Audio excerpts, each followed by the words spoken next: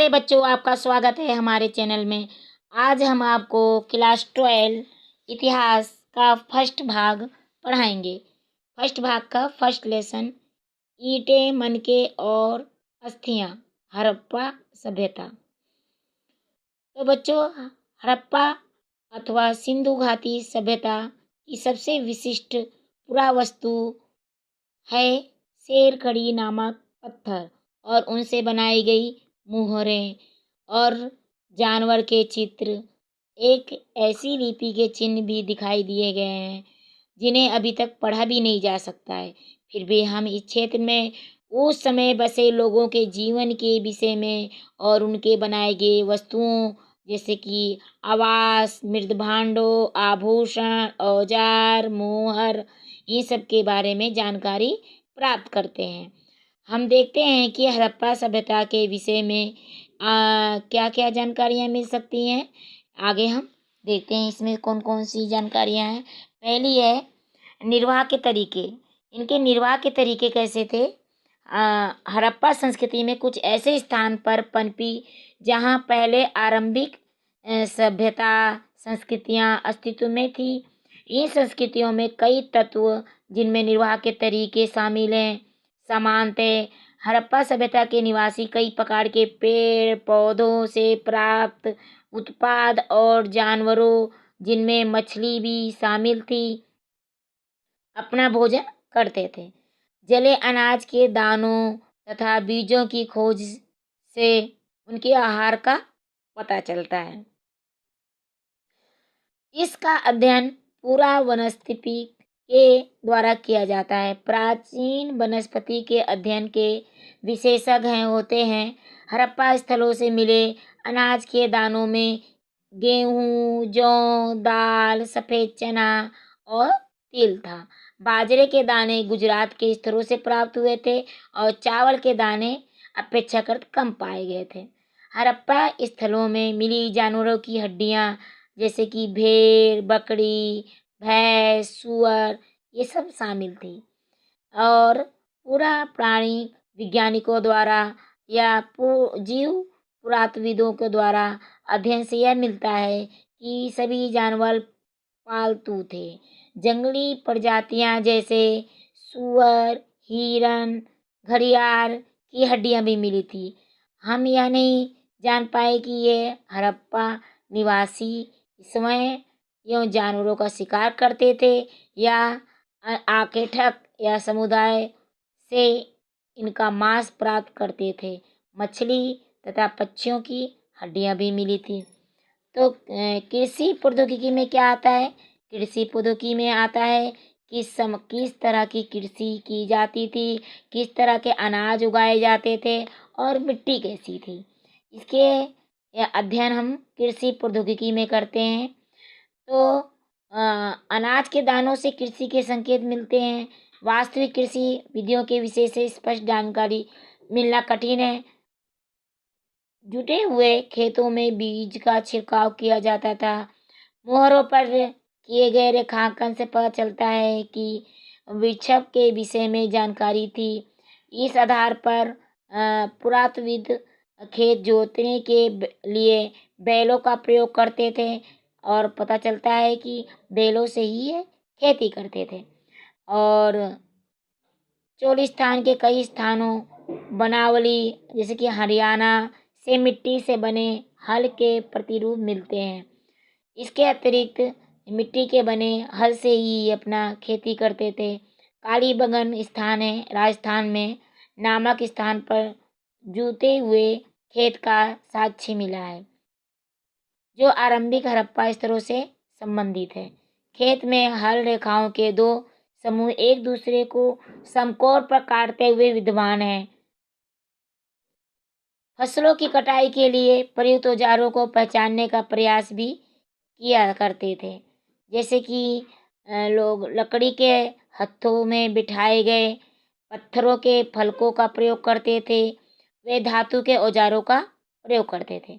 अधिकांश हड़प्पा स्तर शुष्क क्षेत्रों में थे।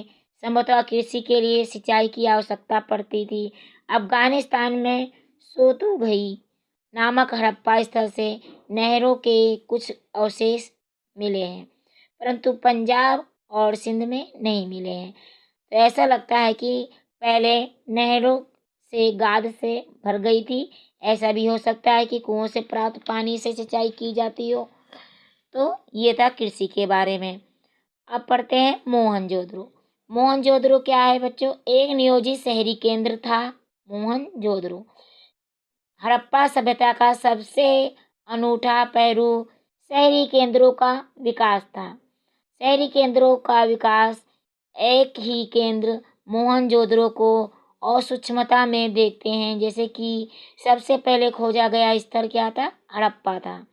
बस्ती को 2 भागों में बांटा गया था। एक छोटा लेकिन ऊंचाई पर बनाया गया था, दूसरा बड़ा था लेकिन नीचे भागों में बनाया गया था। तो मोहनजोदड़ो के 2 भाग थे, ऊंचे वाले और निचाई वाला। तो इनमें दुर्ग और निचला शहर का नाम दिया गया था। दुर्ग की ऊंचाई का कारण यह था कि यहाँ के संरचनाएं कच्ची ईंटों के चबूतरे पर बनी थी। दुर्ग को दीवार से घेरा गया था। इसे नीचे शहर से अलग किया गया था। निचला शहर भी जो था दीवार से घिरा हुआ था। इसके अतिरिक्त कई भवनों को ऊंचे चबूतरों पर बनाया गया था जो नींव का कार्य करते थे। एक बार चबूतरों को बनाने के बाद शहर का सारा भवन निर्माण कार्य चबूतरों पर एक निश्चित क्षेत्र तक सीमित था। प्रतीत होता है, ऐसा लगता है कि पहले बस्ती का नियोजन किया गया था, उसके बाद चबूतरे का। नियोजन में शामिल ईंटें जो थी वो धूप में सुखाकर भट्टी में पकाकर बनाई गई थी। इनकी लंबाई, चौड़ाई, ऊंचाई 4 गुना और 2 गुना थी। इस प्रकार ईंटों से हड़प्पा बस्तियों में प्रयोग में लाई गई थी। नालों का निर्माण हड़प्पा शहरों में एक अनूठी क्रिया थी। यहाँ पर सड़कों, गलियों को लगभग एक ग्रिड पद्धति से बनाया गया था और एक दूसरे को समकोण पर काटती थी। ऐसा प्रतीत होता है कि पहले नालियों के साथ गलियों को बनाया गया था और फिर उसके बाद निर्माण आवासों का घरों का निर्माण किया गया था। गृह स्थापत्य कैसा था? मोहनजोदड़ो का निचला शहर आवासीय भवनों के उदाहरण मिलते हैं। इनमें एक आंगन पर केंद्रित थे जिसके चारों ओर कमरे बने होते थे। आंगन खाना पकाने और कताई करने गतिविधियों का केंद्र था, खास तौर से गर्म और शुष्क मौसम में। भूमि तल पर बनी दीवारों में खिड़कियां नहीं थी। इसके अतिरिक्त मुख्य द्वार में आंतरिक भाग जो था आंगन का सीधा नहीं होता था। हर घर का ईंटों के फर्श से बना अपना एक स्नान घर होता था जिसकी नालियां दीवार के माध्यम से सड़कों की नालियों से जुड़ी हुई थी। कुछ घर जो छत थे वो सीढ़ियों के अवशेष भी प्राप्त हुए हैं, जिससे पता चलता था कि इनके घर जो थे ईंटों के बने हुए थे। और आवास में कुएं भी थे, कुएं से ये पानी का प्रयोग करते थे। मोहनजोदड़ो में कुल कुओं की संख्या 700 थी। दुर्ग, अब आ जाइए दुर्ग में हम बहुत सारी संरचनाएं देख सकते हैं जो सार्वजनिक है। इनमें से एक है माल गोदाम, एक ऐसी संरचना जिसके ईंटों से बने केवल निचले हिस्से शेष हैं, जबकि ऊपरी हिस्सा जो होता है वो लकड़ी का बना हुआ होता है। बहुत पहले ही नष्ट हो गए थे, जो अब नहीं है। विशाल स्नानघर है, आंगन में बना हुआ आयताकार जलाशय या तालाब कह सकते हैं, जो चारों ओर से गलियारे से घिरा हुआ था। तालाब जो था जाने के लिए उत्तरी और दक्षिणी भाग में 2 सीढ़ियां बनती थी। एक गलियारे के दोनों ओर 4 स्नान घर बने होते थे। प्रत्येक स्नान घर में नालियां, गलियारे और बहुत सारे नाले होते थे। समाधान में किसी संस्कृति विशेष में रहने वाले लोगों के बीच सामाजिक और आर्थिक भिन्नताएं थी। समानता, जैसे कि हम जानते हैं कि हड़प्पा स्थलों में मिले समाधानों में आमतौर पर मृतकों को गतों में दफनाया जाता था। कभी कभी समाधान गर्त की बनावट एक दूसरे से भिन्न होती थी। कुछ स्थानों पर गर्त की सतहों पर ईंटों की चिनाई की जाती थी, तो कुछ अनेक संदेश भी मिलते हैं। जैसे कब्रों में मृदभांड आभूषण मिले हैं जो एक ही मान्यता को दर्शाते हैं। वस्तुओं का प्रयोग किया जाता था। पुरुष और महिलाएं दोनों के समाधान से आभूषण मिले हैं। समाधान होता है लाशों से आभूषण मिले हैं। उससे पता चलता है कि 1980 के दशक के माध्यम में हड़प्पा की कब्रिस्तान में हुए उल्खननों में एक पुरुष की खोपड़ी के समीप शंख के 3 छल्लों एक प्रकार का उपरत्न था, जिसको मनके या सैकड़ों की संख्या में सूक्ष्म मनकों से बना एक आभूषण मिला। कहीं कहीं पर मृतकों को तांबे के दर्पण के साथ दफनाया गया था। कुछ मिलाकर ऐसा कह सकते हैं कि जितने भी मृतक लोग थे उनको बहुमूल्य वस्तुओं के साथ दफनाने का विश्वास नहीं था। विलासिता की वस्तुओं की खोज। सामाजिक भिन्नता को पहचानने के लिए एक दूसरी वस्तु है विलासिता। पहले वर्ग में रोजमर्रा के उपयोग की वस्तुएं सम्मिलित हैं, जिन्हें पत्थर, मिट्टी और से बनाया जाता था। जैसे चक्कियाँ, मृदभांड, सुइयाँ, झावा, ये सब शामिल है। ये वस्तुएं सामान्य रूप से बस्तियों में पाई जाती थी। बस्ती के लोग इन्हें बनाते थे। ये बहुत दुर्लभ और महंगी थी। इनकी कीमती वस्तुओं में रखा जाता था। जटिल तकनीकों से बनाई गई थी, जैसे घिसी हुई रेत, बालू, रंग और चिपचिपे पदार्थ के मिश्रण को पकाकर बनाया जाता था छोटे पात्र में, और ये कीमती माने जाते थे। शिल्प उत्पादन के विषय में जानकारी। तो बच्चों, शिल्प उत्पादन क्या होता है? कला को कहते हैं। जो हाथों से की जाती है उसे शिल्प कला बोलते हैं। शिल्प कार्यों में मनके बनाना, शंख की कटाई, धातु, मुहर, बाट बनाना, ये सब शामिल था। मनकों के निर्माण में प्रयुक्त कौन से रंग थे? कार्नेलियन, जिसे सुंदर रंग, जिस पर स्फटिक, क्वार्ट्ज, सेलखड़ी, पत्थर, तांबा, कांसा, सोने जैसी धातुएं, शंख, फ्यांस, पक्की मिट्टी, सभी का प्रयोग करके मनके बनाने में होता था। कुछ मनके 2 या सबसे अधिक पत्थरों को आपस में जोड़कर बनाए जाते थे। कुछ सोने के टोप वाले पत्थर के होते थे। इनके कई आकार होते हैं, जैसे चक्राकार, बेलनाकार, गोलाकार, ढोलाकार और खंडित। मनके बनाने के तरीके। सेलखड़ी में मुलायम पत्थर होते थे पर आसानी से कार्य हो जाता था। कुछ मनके सेलखड़ी चूर्ण के लेप को साँचे में ढालकर तैयार किए जाते थे। इसमें ठोस पत्थरों से बनने वाले केवल ज्यामितीय आकार के विपरीत कई प्रकार के आकार के मनके बनाए जाते थे। सेलखड़ी के सूक्ष्म मनके कैसे बनाए जाते थे वो अभी तक नहीं दर्शाया गया है। उत्पादन केंद्रों की पहचान। शिल्प उत्पादन के केंद्रों की पहचान समानता ढूंढने से मिलती है। कैसे?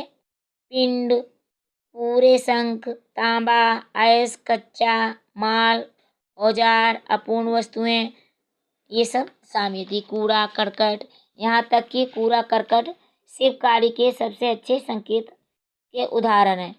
जैसे कि वस्तुओं के निर्माण के लिए शंख पत्थर को काटा जाता है, तो इन पदार्थों के टुकड़े कूड़े के रूप में उत्पादन के स्थान पर फेंक दिए जाते थे। कभी कभी बड़े बेकार टुकड़ों को छोटे आकार के वस्तुओं बनाने के लिए प्रयोग करते थे। माल प्राप्त करने वाली नीतियाँ। माल प्राप्त करने वाली नीतियाँ कौन कौन सी थी? कई प्रकार के कच्चे माल का प्रयोग होता था, जैसे कि मिट्टी, स्थानीय स्तर पर पत्थर, लकड़ी, धातु, जरोध मैदान में पाए जाने वाले महंगे वस्तुएं। बैलगाड़ी के मिट्टी से बने खिलौने के प्रतिरूप संकेत करते हैं। समान रूप लोगों के लिए मार्गों द्वारा परिवहन एक मुख्य साधन था। सिंधु तथा इसकी उपनदियों के बगल में बने नदी मार्गों और साथ ही तटीय मार्गों का भी प्रयोग करते थे। तो बच्चों, ये था हमारा हड़प्पा सभ्यता। अब उसके मुहरे, लिपि और बाट के बारे में पढ़ाते हैं। मुहरे और मुद्रांकन। मुहरे और मुद्रांकन का प्रयोग लंबी दूरी के संपर्कों को सुविधाजनक बनाने के लिए होता था। सामान से भरा एक थैला एक स्थान से दूसरे स्थान तक भेजा गया।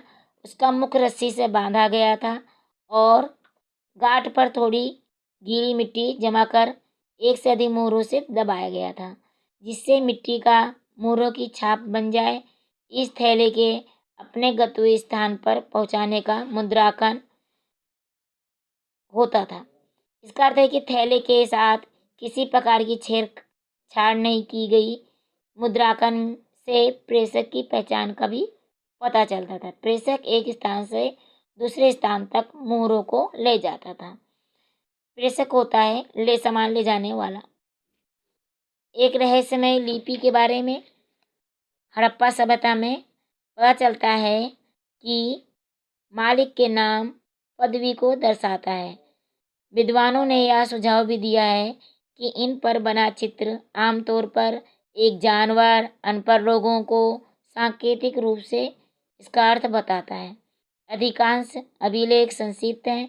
सबसे लंबे अभिलेख में लगभग 26 चिन्ह हैं और लिपि पढ़ी नहीं जा सकती है, पर व्यंजन को दर्शाया जाता है नहीं थी, क्योंकि इसमें चिन्हों की संख्या कहीं अधिक थी, लगभग 375 से 400 के बीच में। ऐसा प्रतीत होता है कि यह लिपि दाईं से बाईं ओर लिखी जाती है, क्योंकि कुछ मोहरों पर दाईं ओर चौड़ा अंतराल है और बाईं ओर संकुचित है। इसे लगता है कि ये दाईं से बाईं ओर लिखी जाती थी। हम उन विभिन्न प्रकार की वस्तुओं को देखते हैं जैसे कि लिखावट में मिली हैं। मुहरे, तांबों के औजार, मर्तबान, यवंट, तांबे, मिट्टी की लघु पट्टिकाएं, आभूषण, अस्थि छड़ें, ये सब शामिल है। बाट विनिमय बाटों की एक सूक्ष्म प्रणाली द्वारा नियंत्रित होती है। ये बाट चल्ट नामक पत्थर के बनाए जाते थे। आमतौर पे ये किसी भी तरह के निशान से रहित होते थे। इन बाटों के निचले भाग दियाधारी होते थे, जबकि ऊपरी भाग मानदंड दशमलव प्रणाली से बने हुए होते थे।